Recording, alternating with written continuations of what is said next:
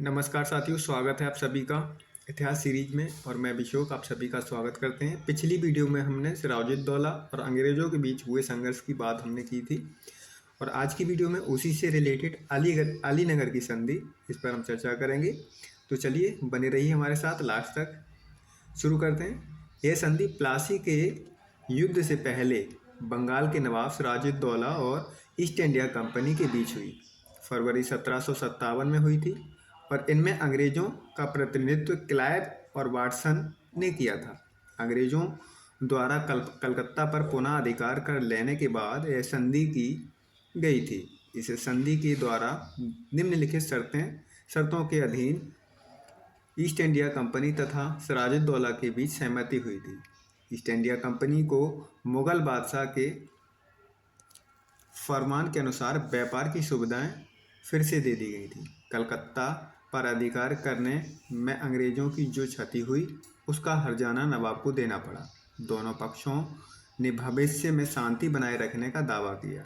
अंग्रेज़ों को कलकत्ता में सिक्के ढालने का अधिकार प्राप्त हो गया। अलीनगर की संधि के शीघ्र बाद ही क्लाइव ने चंद्रनगर पर अधिकार प्राप्त हो गया। अलीनगर की संधि के शीघ्र बाद ही क्लाइव ने चंद्रनगर पर आक्रमण करके उस पर अपना अधिकार कर लिया। और इस संधि का महत्व इसलिए भी है कि अंग्रेज़ों ने सिराजुद्दौला के खिलाफ युद्ध के लिए तत्कालिक कारण के रूप में अलीनगर की संधि के उल्लेख को ही मुद्दा बनाया था।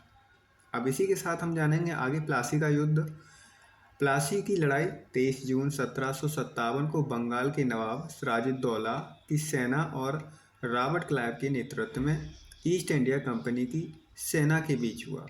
सिराजुद्दौला की सेना की लगभग संख्या 50,000 थी तथा अंग्रेज़ों की सेना की संख्या केवल 3200 थी। परंतु सिराजुद्दौला के सेनापति, जिसमें मीर जाफर के षड्यंत्र में शामिल होने के कारण सेना के एक बड़े हिस्से ने युद्ध में भाग नहीं लिया, जबकि सिराजुद्दौला को पता चला कि उसके बड़े बड़े सेना नायक मीर जाफर तथा दुर्लभ राय विश्वासघात कर रहे हैं, तो वह अपनी जान बचाकर युद्ध क्षेत्र से भाग गया। युद्ध क्षेत्र से भागकर सिराजुद्दौला मुर्शिदाबाद पहुंचा और वहां फिर से अपनी पत्नी के साथ पटना भाग गया। और कुछ समय पश्चात मीर जाफर के पुत्र ने सिराजुद्दौला की हत्या कर दी। इस प्रकार अंग्रेज़ों का षड्यंत्र सफल रहा। अब हम बात करते हैं मीर जाफर और मीर कासिम का अंग्रेज़ों के साथ किस तरीके से सामंजस्य रहा, जिसमें हम मीर जाफर, जो कि बंगाल का नया नवाब बना, और प्लासी की लड़ाई के पूर्व ही क्लाइव ने मीर जाफर को नवाब का पद देने का वायदा किया था। यह सिराजुद्दौला के विरुद्ध अंग्रेज़ों की सहायता का उपहार था। कंपनी को नवाब के अपनी कृतज्ञता के रूप में बंगाल, बिहार और उड़ीसा में मुक्त व्यापार की अनुमति प्रदान कर दी गई थी। कलकत्ता के पास 24 परगना की जमींदारी भी अंग्रेज़ों को मिल गई थी। ब्रिटिश कंपनियों एवं अधिकारियों को निजी व्यापार पर भी कर से मुक्त मिल गई थी। और ये सारी बातों तो सार्वजनिक रूप से हुई। मीर जाफर को अपने अंग्रेज मित्रों के द्वारा किए गए सार्थक के लिए भारी रकम अदा करनी पड़ी, परंतु मुर्शिदाबाद के सरकारी कोर्स में क्लाइव और उसके अन्य साथियों की मांग को संतुष्ट करने के लिए पर्याप्त धन न था। मीर जाफर ने अंग्रेज़ों को नजराने एवं हर्जाने के रूप में 17,50,000 रुपये अदा किए। मीर जाफर जैसे ही सत्तासीन हुआ, उसने तुरंत निम्नलिखित जागीर समस्याओं का सामना किया। मिदनापुर के राजा रामसेना तथा पूर्णिया के अली खां जैसे जमींदार शासक मानने से इनकार कर दिया।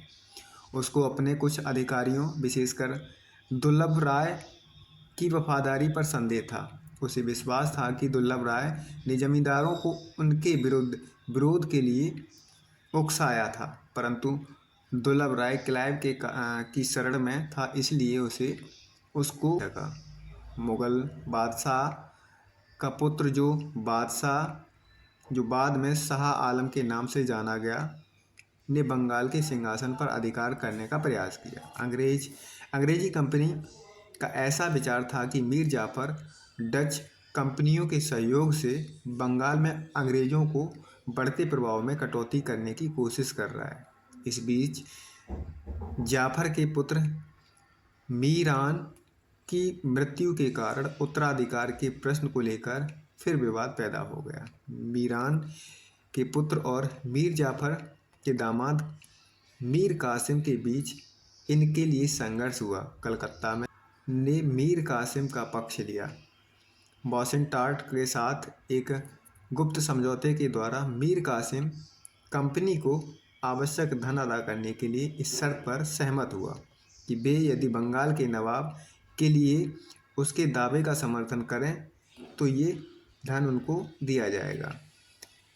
अब हम बात करते हैं मीर कासिम। मीर कासिम अली वर्दी खां के उत्तराधिकारियों में सबसे योग्य था। अंग्रेजों की चाल भली भांति समझता था, इसलिए सत्ता को प्राप्त करने के बाद मीर कासिम ने दो महत्वपूर्ण कार्य किए।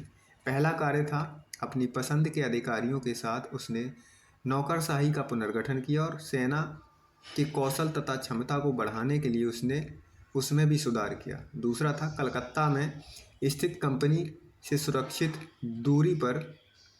दूरी को बनाए रखने के लिए मीर कासिम ने अपनी राजधानी को मुर्शिदाबाद से मुंगेर में हस्तांतरित किया और फिर उसने व्यापार में कंपनी द्वारा की जाने वाली अनियमितताओं के विरुद्ध कदम उठाने शुरू किए। उसने शाही फरमान के व्यक्तित्व